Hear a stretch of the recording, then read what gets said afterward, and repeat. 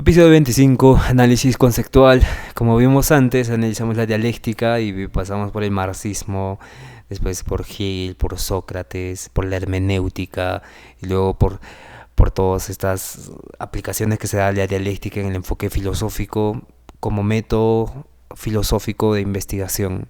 Ahora vamos a entrar al análisis conceptual, también como método filosófico, y este es un método fundamental en la filosofía contemporánea, que se centra en la clarificación, descomposición, examinación de los conceptos y términos claves utilizados en el pensamiento filosófico. Bien, ¿qué es el análisis conceptual? Vamos a definir qué es este análisis conceptual. Es el proceso de examinar, ojo, y descomponer conceptos para aclarar su significado, identificar sus implicaciones y resolver ambigüedades. Este método se enfoca en el uso y sentido de los términos, si no sean filosóficos o no, para obtener una comprensión más precisa de las ideas. El propósito es clarificar conceptos y resolver problemas filosóficos a través de clarificar, como mencionamos antes, términos conceptuales, y se pueden resolver problemas filosóficos clarificando ciertos conceptos abstractos y mejorar la precisión en el debate. Acá también la crítica que se hace es el reduccionismo, ¿no?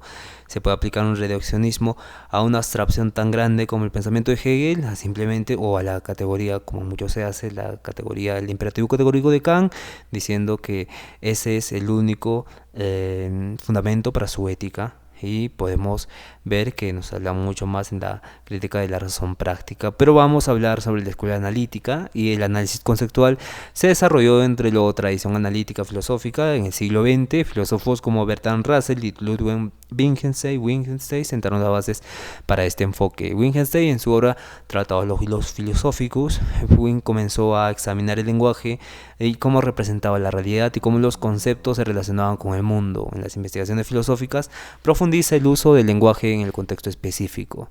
Rousseau y Moret también aplicaron el análisis conceptual para resolver problemas filosóficos y clarificar términos como conocimiento y verdad.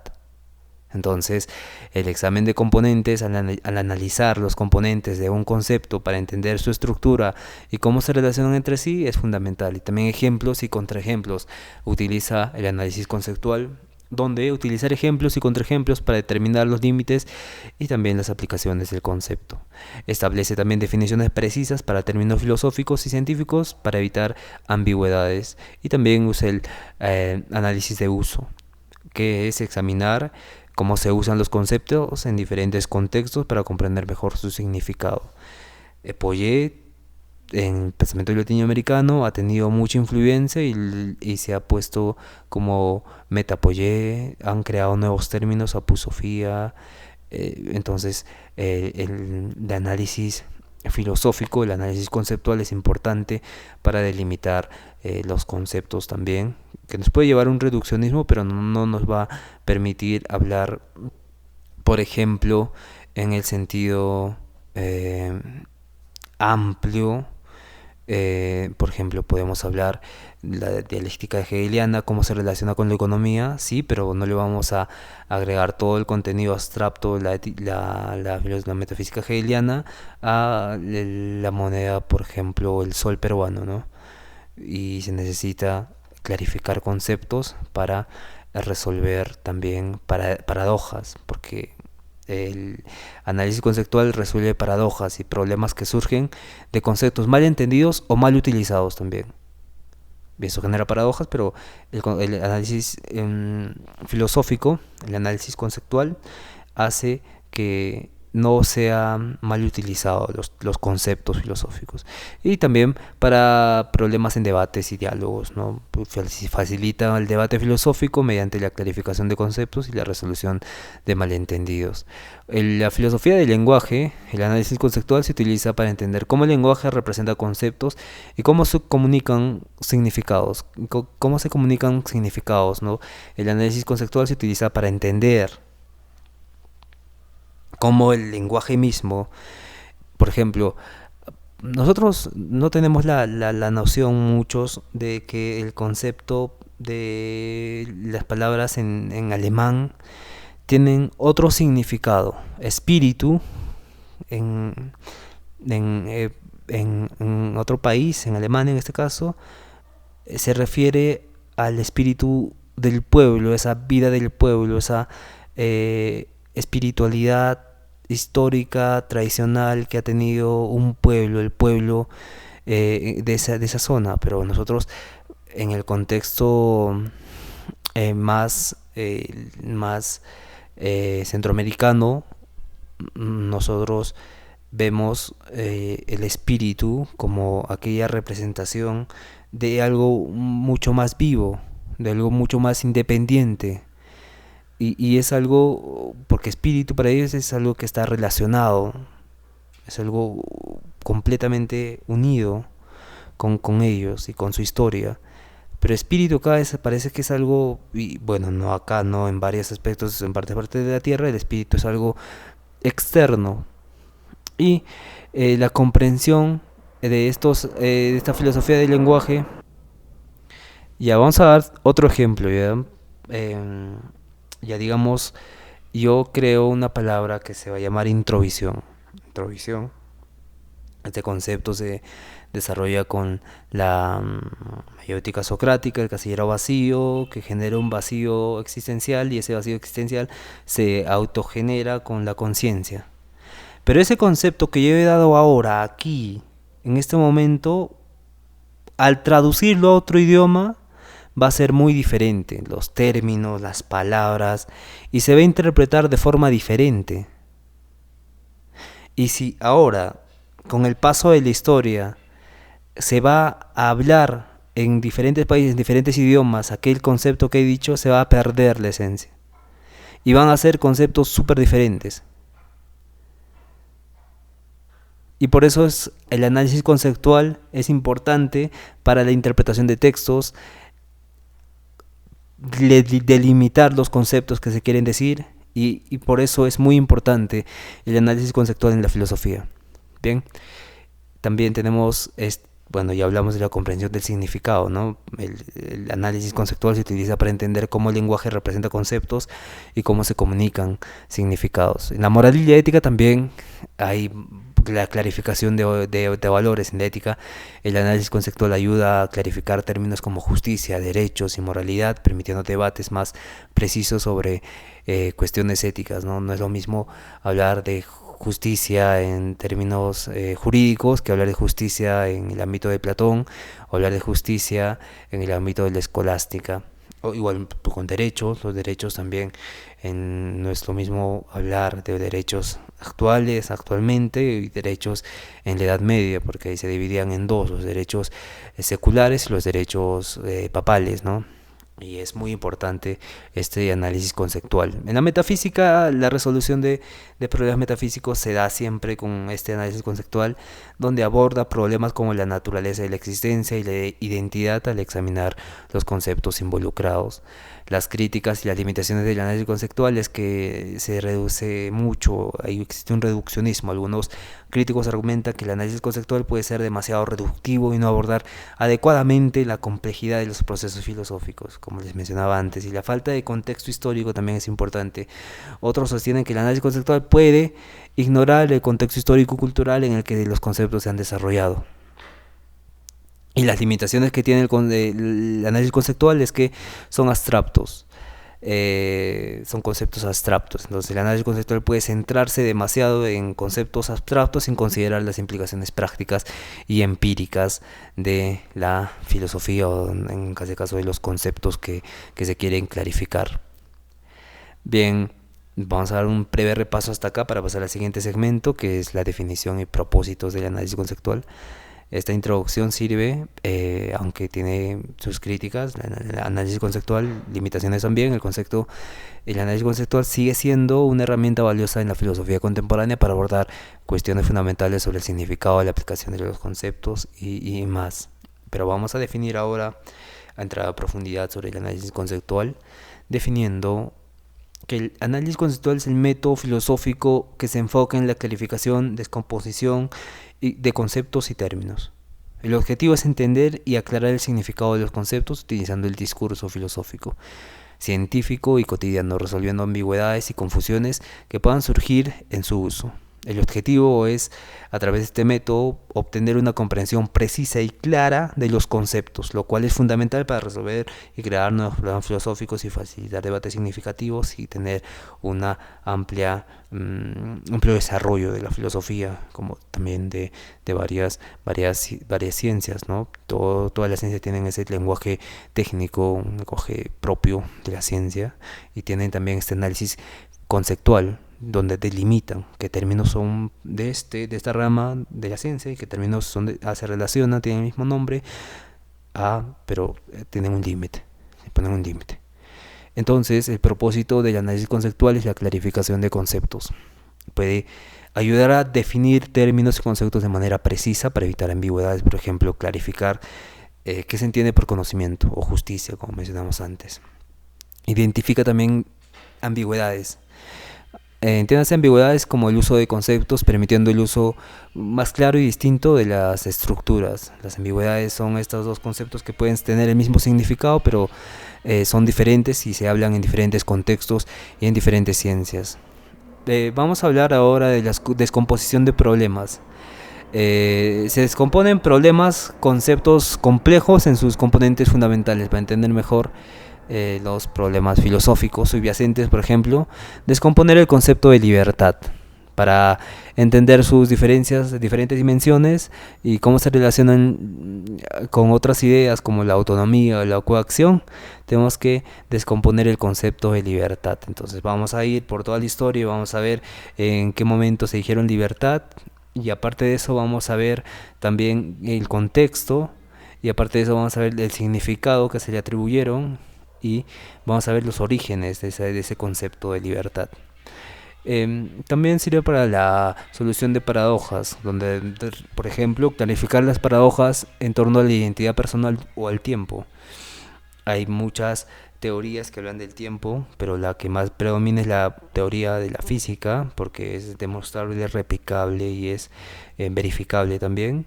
Y el problema de la identidad, ¿no? Porque el tiempo se habla a nivel histórico, se habla a nivel filosófico, se habla a nivel físico, se habla a nivel cuántico, se habla a nivel biológico. El tiempo tiene bastantes implicaciones en diferentes ciencias, igual que la identidad personal, como la conciencia, en la neurociencia, en la psicología, en la psiquiatría, en la medicina, bueno, en fin. Vamos ahora en el derecho también. Entonces es fundamental el análisis conceptual y el análisis de los conceptos. También nos va a ayudar a facilitar debates filosóficos, ¿no? Va a estructurar el debate, facilita la comprensión compartida y precisa de los conceptos clave, lo cual es esencial para una discusión efectiva y productiva. También nos va a aclarar y permitir construir argumentos más sólidos y coherentes al asegurar que los conceptos utilizados están bien definidos y entendidos por todas las partes involucradas. También va a reducir malentendidos y confusiones en la comunicación filosófica al establecer claramente el significado de los términos y conceptos. Vamos a hablar también que va a mejorar la comunicación filosófica, evitar malentendidos, como ya mencionamos antes, e incrementar la precisión de lo que estamos hablando. Aumenta la precisión en la formulación de teorías y en la discusión de ideas filosóficas. Va a también aplicarse en diversas áreas como la ética, la metafísica y la filosofía del lenguaje, donde en la ética va a analizar el concepto, va a aclarar también el término de bien, por ejemplo, o de deber, o también el de responsabilidad. Entonces, cómo debemos abordar cuestiones morales de manera más precisa. También en metafísica nos va a ayudar a desentrañar conceptos como existencia, identidad, causalidad, para entender la naturaleza de la realidad. La filosofía del lenguaje entonces explora cómo el lenguaje representa conceptos y cómo estos conceptos influyen en la comunicación y el malentendido. El análisis conceptual es un método fundamental en la filosofía que va a buscar aclarar, clarificar, descomponer conceptos para resolver problemas, facilitar debates y mejorar la comunicación filosófica.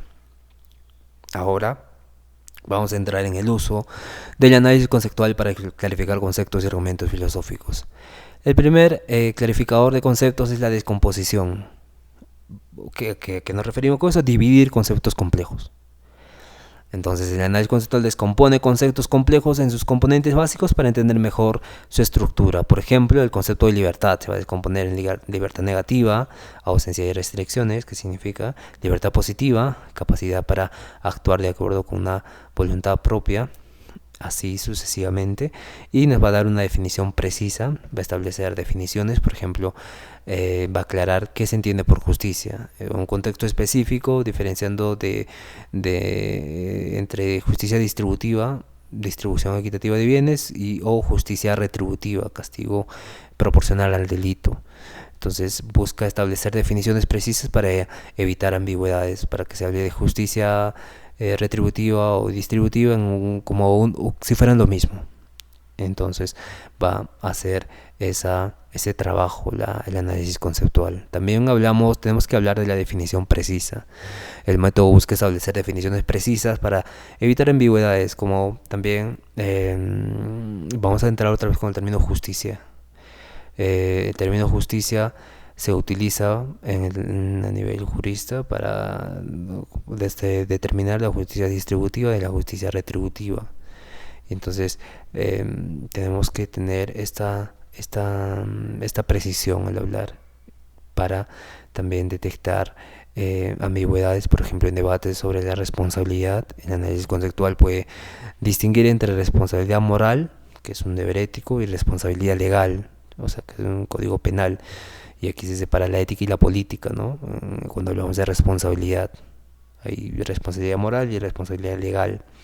¿En qué sentido hablamos? No podemos hablar de responsabilidad ética que tiene una persona y responsabilidad legal, pero sí podemos, acá hay algo muy interesante que se estaba haciendo, que se estaba trabajando, donde la ética se relaciona con la política, y como esta relación ha perdido valor, y al perder su valor ha caído, ¿no?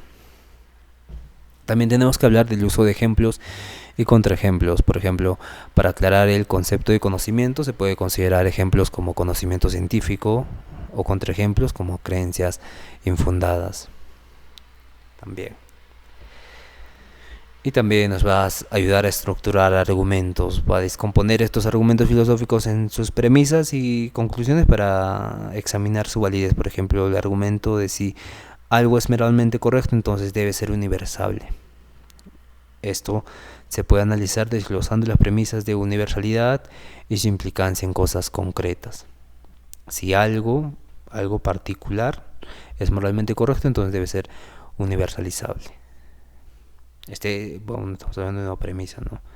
Una premisa, ya sabemos que cumple una función lógica. Y vamos ahora a identificar cómo, por ejemplo, en el debate sobre el determinismo hay supuestos implícitos, ¿no? Y cuando se habla de determinismo y la libertad, se pueden desenterrar supuestos sobre la relación causa-efecto en ambos. Como si eres libre, Spinoza decía que no somos libres, todo está hecho por causas y efectos, siempre, hasta el infinito, y todo está determinado. Pero ¿cómo está determinado? Yo quiero ser libre, entonces te da un método geométrico ético donde te separa los tres conocimientos que puedas conocer: las cosas imaginarias, las cosas racionales y la intuición de Dios, el conocimiento de Dios, tercer tipo de conocimiento. Y ahí también se relacionan no en términos de conceptos, sino en términos de analogías y abstracciones o pensamientos más complejos que pueden llevar del determinismo que mencionaba Spinoza a la libertad, que también va a mencionar más adelante. Entonces el análisis conceptual ayuda a identificar supuestos implícitos en un argumento que puede, en ese argumento de determinismo, en esa pelea, en ese debate de determinismo versus libertad, siempre se va a tocar el tema de causa y efecto, me refiero. Y también a la detección de falacias, ¿no? Reconocer las falacias lógicas en los argumentos, en el razonamiento, con la falacia ad hominem, la falacia de falsa causa. Entonces el análisis conceptual permite examinar si las conclusiones están justificadas por premisas o si hay errores en el razonamiento del argumento. Aclarar el uso de términos también clarifica cómo se utilizan términos en diferentes contextos argumentativos. Por ejemplo, en la ética el término deber puede tener diferentes interpretaciones en el deontologismo y el utilitarismo, y el análisis conceptual ayuda a precisar estas diferencias. También resolver paradojas conceptuales, por ejemplo, la paradoja del barco de Teseo, que ya mencionamos antes, y se explora el concepto de identidad a lo largo del tiempo, ¿no? Este barco que va cambiando de madera y termina siendo otro barco distinto. Ya reflexionamos sobre esto en capítulos anteriores, y nos ayuda a resolver el problema, los conceptos, ¿no? El concepto de identidad, por ejemplo. Definiendo de identidad ya podemos definir si el barco de Teseo ha cambiado o no ha cambiado, sigue siendo el mismo o no sigue siendo el mismo. Bueno, pasamos al siguiente segmento, amigos, y vamos a precisar en la definición del análisis conceptual a nivel de técnica. Por ejemplo, en debates éticos, definir virtud puede incluir especificar sus características esenciales y cómo se diferencia de otros conceptos relacionados como la moralidad, el carácter. Vamos a especificar sus características esenciales del término virtud, y esta técnica es formular definiciones claras y precisas para los conceptos que se estudian. Y también vamos a hablar de la descomposición de conceptos. La técnica de la descomposición de conceptos es dividir conceptos complejos en partes más simples para entender mejor a sus componentes y cómo se relacionan entre sí. En filosofía política, descomponer el concepto de poder puede incluir analizar sus diferentes formas, como poder coercitivo, poder persuasivo, y sus implicaciones en la estructura social también. Vamos a analizar los ejemplos, ¿no? La técnica de análisis de ejemplos y contraejemplos. Análisis de ejemplos y contraejemplos, por ejemplo, el concepto de justicia distributiva, analizar ejemplos de políticas públicas que buscan una distribución equitativa de recursos, y contraejemplos de justicia, que es de situaciones donde la distribución no cumple con los principios de justicia, ¿no? Hay ciertos países que no cumplen con esa justicia distributiva, y aparece un contraejemplo de un ejemplo que se dio. Entonces se utilizan estos tipos de juego de ejemplos y contraejemplos para probar o clarificar el alcance y las limitaciones del concepto. También la relación de supuestos implícitos, identificar y examinar los supuestos no implícitos en argumentos y teorías. En debates sobre la libertad individual, revelar los supuestos implícitos sobre la relación entre libertad y responsabilidad que pueden estar implícitamente discutidos ahí. Y nos ayuda a clarificar términos, aclarar cómo se usan términos en diferentes contextos filosóficos para evitar malentendidos. En la aplicación, en la filosofía de la mente, aclarar el uso del término como conciencia, subjetividad o autoconciencia en diferentes teorías de la mente es fundamental, la clarificación de términos. Y en la resolución de paradojas también, resolver la paradoja del barco de Teseo y aclarando el concepto de identidad, como mencionamos antes. Y en la filosofía moral, clarificar términos de deber, delimitar deber, virtud y bien. Entonces hay cuestiones morales más complejas y formular teorías éticas más coherentes. En la filosofía política también tiene sus conceptos, ¿no? Y descomponer el término justicia, igualdad y poder. En la filosofía del lenguaje y también va a analizar el uso de los términos y cómo se relacionan con la representación y la comunicación del significado. Esto incluye examinar cómo las ambigüedades en la filosofía del lenguaje pueden afectar en la interpretación de textos filosóficos. Estas son las aplicaciones prácticas del análisis conceptual, que también se da en la filosofía de la ciencia, ¿no? Al aclarar conceptos científicos como teoría, hipótesis, falsabilidad. Y estas tienen que entender mejor la naturaleza de la investigación, te ayudan a delimitar los criterios de validación de las teorías, de las hipótesis, de la falsabilidad. Y en la filosofía de la mente clarifica conceptos como conciencia, intencionalidad, autoconciencia, para explorar la naturaleza de la mente y su relación con el cuerpo. En la metafísica ya hablamos de causalidad, existencia, identidad y todas estas. Ahora pasemos a los ejemplos más específicos. Como mencionamos antes, el barco de Teseo parece que es clave en este análisis conceptual, debido a que la paradoja pregunta si un barco cuya totalidad de partes ha sido reemplazada sigue siendo el mismo barco. Además, si esas partes reemplazadas se usan para construir otro barco, y en este nuevo barco, ¿es el mismo barco original o es otro barco? Entonces, la resolución mediante el análisis conceptual es que descomponiendo el concepto de identidad en términos de continuidad material, funcionalidad y continuidad de forma, la paradoja se examina bajo diferentes criterios, estos tres. Identidad, por ejemplo, de identidad numérica, será el mismo objeto en un mismo lugar y tiempo. Identidad cualitativa, ser el mismo en cuanto a sus características. Entonces define, ¿no?, cuál va a ser la identidad preferida o buena o preferible en un debate filosófico, una nueva propuesta filosófica también. Y la aplicación en este enfoque nos ayuda, como vimos, a clarificar la identidad de un objeto que puede ser, se va a basar su identidad en la continuidad física o su funcionalidad o por la preservación de su forma original. También hay problemas como el empirismo, el problema del conocimiento empírico. En el empirismo sostiene que todo conocimiento proviene de la experiencia sensorial, ya hablamos de esto. Sin embargo, surge el problema de cómo justificar la validez de las inferencias que no se basan directamente en la experiencia. Cómo justificar una validez de las inferencias que no se basan directamente en, por ejemplo, iluminación, sueño, revelación, visión, esos conceptos. Entonces, el análisis conceptual aclara el concepto de conocimiento al distinguir entre el conocimiento a priori o conocimiento a posteriori. El conocimiento a priori independiente de la experiencia, el conocimiento posteriori dependiente de la experiencia. Entonces delimita el análisis conceptual el conocimiento a priori del conocimiento posteriori cuando se habla de conocimiento. Y la aplicación básicamente nos va a ayudar a clarificar y ayudar a abordar cuestiones sobre cómo se justifican las inferencias y el papel de la experiencia en la adquisición del conocimiento. También tenemos que hablar de la distinción entre libertad positiva y libertad negativa. Ya mencionamos este ejemplo. Y básicamente se refiere en filosofía política se ha debatido esto sobre la distinción entre libertad negativa, que es la ausencia de restricciones, y la libertad positiva, que es la capacidad para actuar según tu propia voluntad. Libertad negativa, ejemplo, yo tengo libertad negativa de salir a la calle, no robar a nadie, salir tranquilo, no orinar en la calle, no defecar en la pista, porque eso es una libertad negativa y existen restricciones, pero yo pienso que tengo libertad.